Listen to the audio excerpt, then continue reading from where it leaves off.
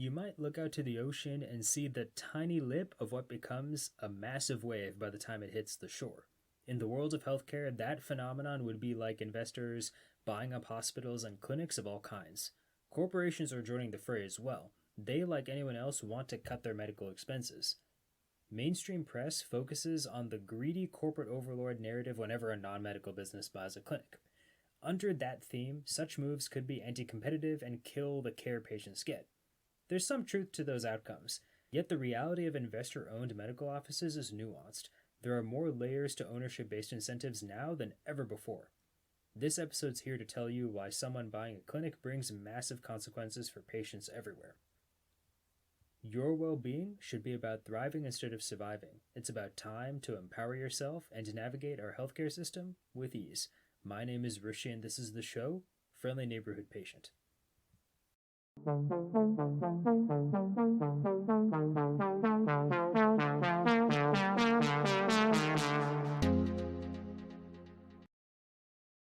Consolidation is the favorite word of every healthcare investor, economist, and pundit. You'll find it happening with pharmacy-owned retail clinics, investor-owned hospitals, corporate-owned clinics, and insurer-owned health systems. The days of every local office being owned by doctors are long gone. I've mentioned in a previous episode that a little over half of physicians are employed by or partner with a hospital, health system, or corporation, at least according to the American Medical Association's most recent survey. You've also probably heard of Amazon's most recent deal to buy the firm behind the primary care chain One Medical for around $4 billion. That acquisition brings Amazon around 200 domestic clinics and 770,000 patients. Now the company can weave that with its existing telemedicine and prescription delivery services. The value prop to Amazon is simple. If the company controls their employees' healthcare choices and funding, the corporation saves millions, if not billions, on medical costs. Amazon staff, who are patients, consult with Amazon doctors, who then link up with Amazon pharmacists, who then use the company's vast logistics network to deliver meds on time. All these expenses would then be insured by Amazon itself or in partnership with a major health plan. Other firms could then buy into this corporate-owned regional or even nationwide healthcare system by cutting medical costs for their staff. Because of this, public companies like Apple, Tesla, and Intel have been setting up their own clinics at the workplace. The concept of an on-site clinic isn't new. Railroad and mining companies first took this approach in the 1860s. If someone broke their arm building something or caught a nasty illness, some professional would be right there to assist. The modern employer's clinic setup does vary between occupation-specific and general health. It makes sense for people building cutting-edge hardware on an assembly line to have proper medical help available when necessary. According to the patient experience software firm GoShadow, around 1/3 of companies with over 5,000 employees have general on-site care facilities. This is up from 24% of companies reporting the same thing in 2014. Besides hosting occupational health clinics, such employers are making room for acute care, preventative care, chronic management, and wellness clinics. Separate from traditional medical options, some businesses want to have therapists and nutritionists on site. The employees now double as patients. On-site practices serve as a bargaining chip for new hires. Given how tight yet shaky the labor market has become, locking in enhanced benefits is compelling to many. For those still going to offices or factories, this is convenient. Firms want the vertical integration and cost savings from having their own medical offices rather than leaning hard on surrounding clinics. Now patients miss less work, save extra time, and find more engagement with the company at large. Workers may not have time or the interest to seek their own doctor from the local pool of public and private clinics. Employers can make that crucial medical coordination step easy. Sounds like a clean win. Yet a few patients might feel the setup is too controlling. Doing work and then getting medical care at the same place could be draining as well. Cynics may feel that their employers' doctors might take shortcuts in getting staff back to work as quickly as possible. The incentives are similar to medical staff in a pro football team rushing their quarterback onto the field again after a dreadful concussion or muscle tear from the week prior. Just beware of what you're trading for convenience of medical care at work. Big tech's not the first cohort spending billions on healthcare acquisitions. The United Health Group conglomerate has been scooping up large and small players for decades. If you look up vertical integration in healthcare, you'll probably just find the United Healthcare logo. That company directly employs almost 100,000 physicians while running a massive prescription benefit operation. And of course, their wide health coverage supports these newer activities. Even during this year so far, United Healthcare committed about $5.4 billion to buy LHC Group for home health facilities and around $13.8 billion to buy Change Healthcare for clinic management solutions. So why are businesses and investors alike buying medical clinics with this kind of money lying around?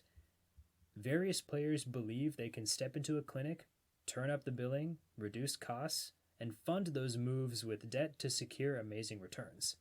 The better question is, do those compounding gains move in sync with patients' care quality and experiences?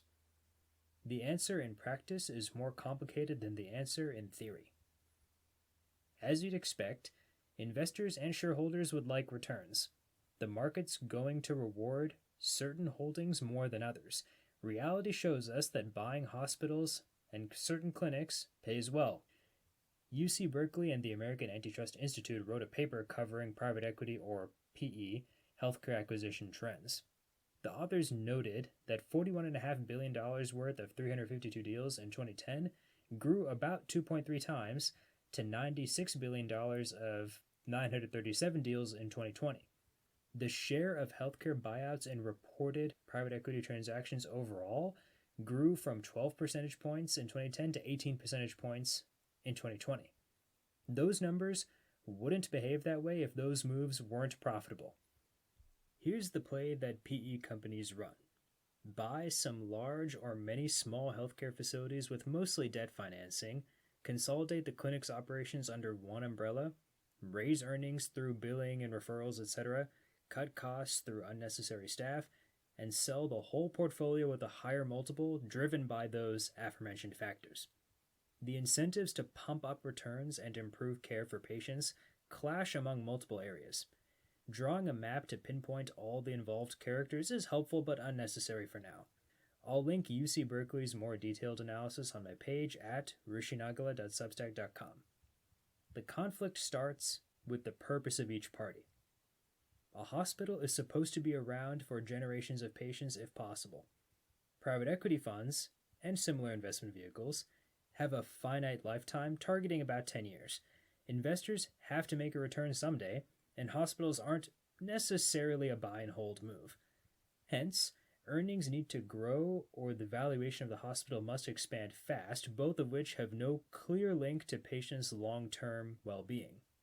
Healthier patients don't come back to the hospital often, and not everyone needs repeated surgeries. Non-medical owners want to consolidate their healthcare facility holdings in an effort to organize care, streamline communication among their doctors, and raise bargaining power with insurance companies. These are good things on paper. However, most such investors shift their focus to higher margin services like elective procedures, keep crucial staff to the bare minimum, and upgrade only the equipment in true disrepair. Overbilling and internal referral strategies become common as well to bring in more revenue at less cost. If all the medical practices in a region condense into just one or a few possible locations to get care, prices for patients and insurance companies would rise as well. A few institutions might do a little something known as cream skimming, which is the act of admitting more profitable patients while barring underinsured or uninsured patients from care. These approaches let the hospital's earnings climb long enough to let other investors drag out projections justifying a higher valuation. A raised valuation invites a buyout from another investor, and the cycle continues. Patients moving into a corporate practice worry about the quality of services and staff, as well as the accessibility of that expertise. Older administrators stress over losing their job.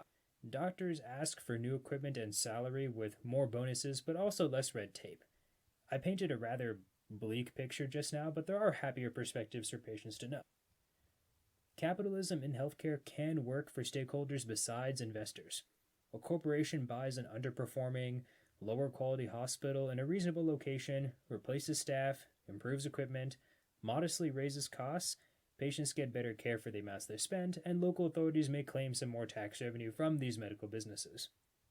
Multiple facets, seemingly in conflict, can be true all at once. There are policy suggestions to clean up practice acquisition incentives, ranging from new FTC guidelines to making certain metrics behind the deals more transparent. Patients themselves can still do a few things to stand their ground. When interacting with any hospital, investor controlled or not, patients should ask for billing policies and good faith estimates up front when possible. It's also critical to be clear about HIPAA permissions and have a willingness to be referred elsewhere for care when applicable. Take advantage of the right to have a second opinion outside of a given health system as well. Reach out to your health plan before getting care as needed. There's plenty else to consider here, but these guidelines are a reasonable start. At this point, I'd normally close out today's episode with a little preview for the coming week. But for now, I'm mixing things up a bit. I'm going to change most of my new posts into shorter videos breaking down each bit of guidance patients need to know. I want healthcare to be even more digestible for all patients, readers, and listeners here, so I'm going to use short-form content and some lightheartedness to help make that happen. I'll keep the next few topics a surprise for now. Stay tuned and subscribe to Friendly Neighborhood Patient for every healthcare subject you need to know. I'll catch you at the next episode.